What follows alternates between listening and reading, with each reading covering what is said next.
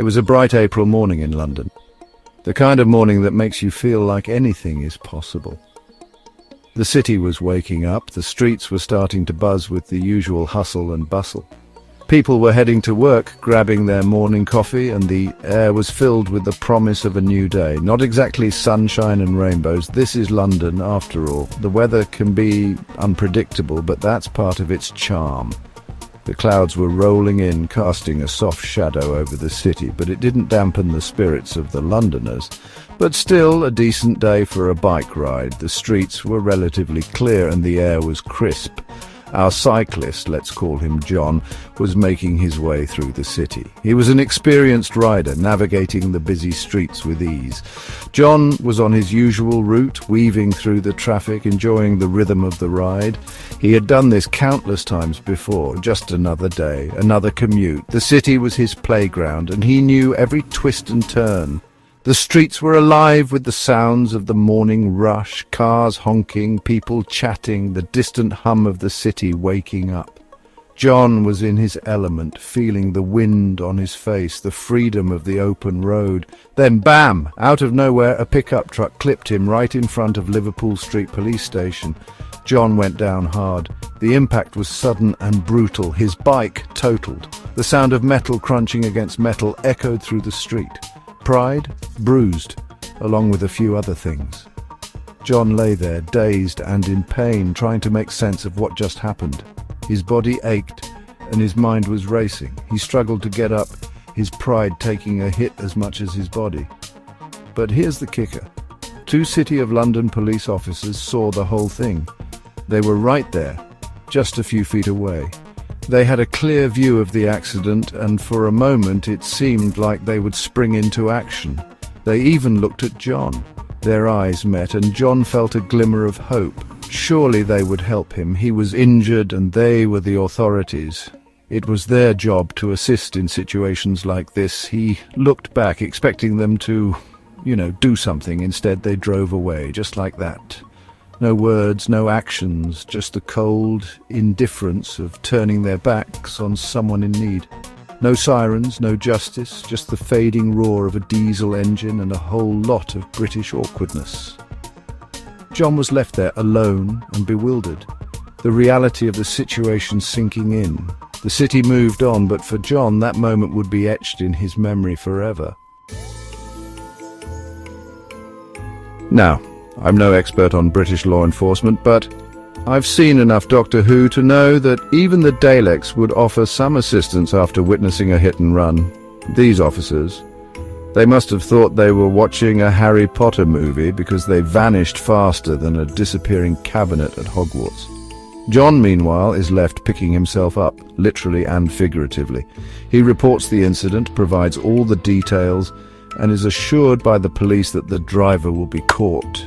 Justice will be served, they probably said, with a stiff upper lip and a distinct lack of irony.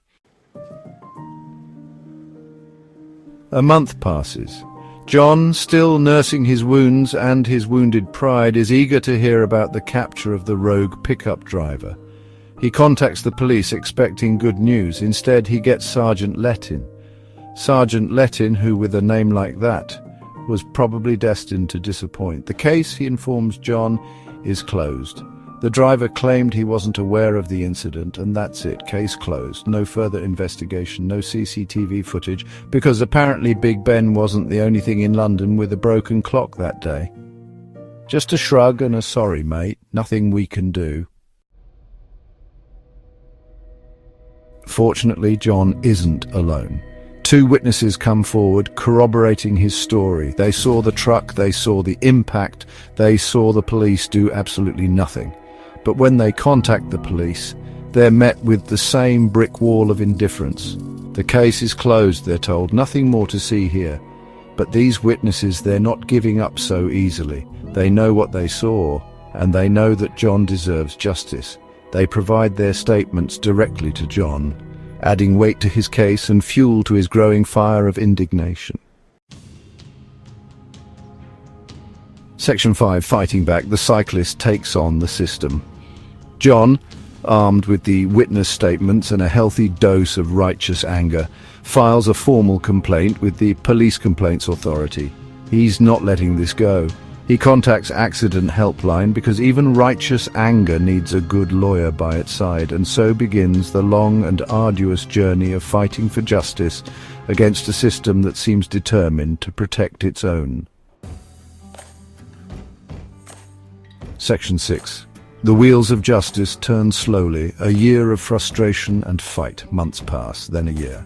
John is caught in a bureaucratic nightmare, passed from one department to another, each one as helpful as a chocolate teapot. The police maintain their stance. The driver was unaware. The CCTV was down, and those two officers on the scene?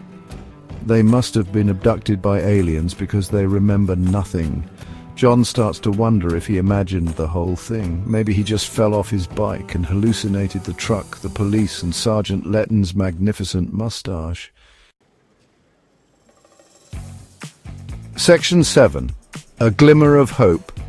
The meeting with the Assistant Commissioner. Finally, after over a year of fighting, a meeting is arranged with the Assistant Commissioner of the City of London Police. John has been waiting for this moment, a chance to finally present his case to someone who might actually have the power to make a difference. The stakes are high and the tension is palpable as he walks into the imposing office building. This is it, John thinks. This is where the truth comes out. He can feel his heart pounding in his chest, each beat echoing the months of frustration and hope that have led to this moment. He rehearses his points in his mind, determined to make every word count. The meeting is long, tense, and filled with more legal jargon than an episode of Law and Order. John finds himself navigating a maze of bureaucratic language, trying to stay focused on his goal. The Assistant Commissioner, a stern figure with years of experience, listens without giving much away. The Assistant Commissioner listens intently to John's story, examines the evidence, and then does nothing. John watches as the Commissioner flips through the documents, his face a mask of neutrality. The silence stretches on, each second feeling like an eternity. No, that's not entirely fair. The Assistant Commissioner does offer some words of sympathy, acknowledging the complexity of the situation. But it's clear that sympathy alone won't solve John's problems. He offers John a cup of tea. It's a small gesture, but in that moment it feels like a lifeline. John accepts, hoping that this simple act of hospitality might lead to something more substantial, because that's what British people do when faced with a complete breakdown of justice and accountability.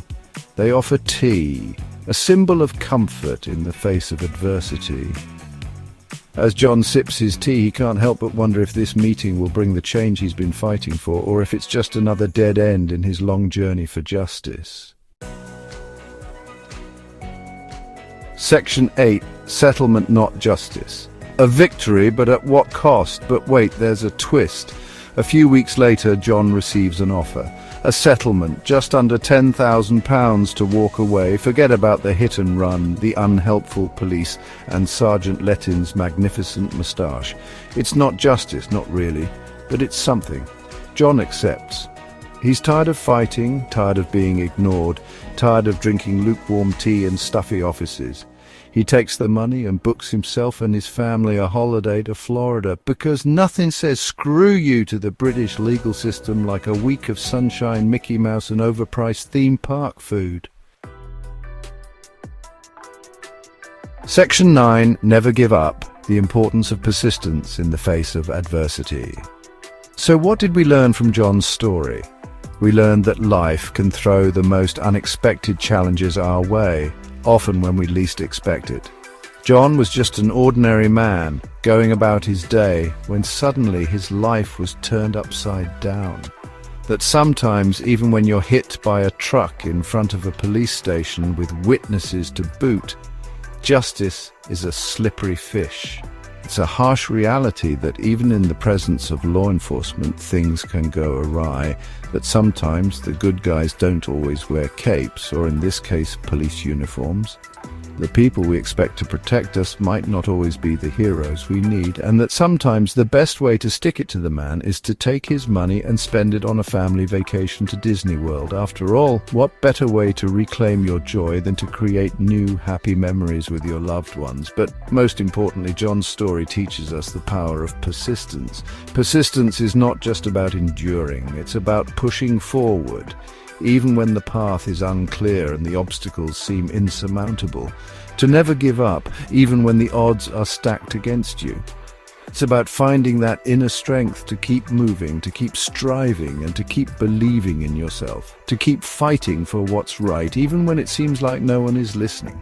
Because sometimes the quietest voices can make the biggest impact when they refuse to be silenced. Because sometimes the only way to get justice is to demand it, loudly, persistently, and with a healthy dose of British sarcasm. In the end, it's about standing up for what you believe in, no matter the cost, and knowing that your persistence can change the world.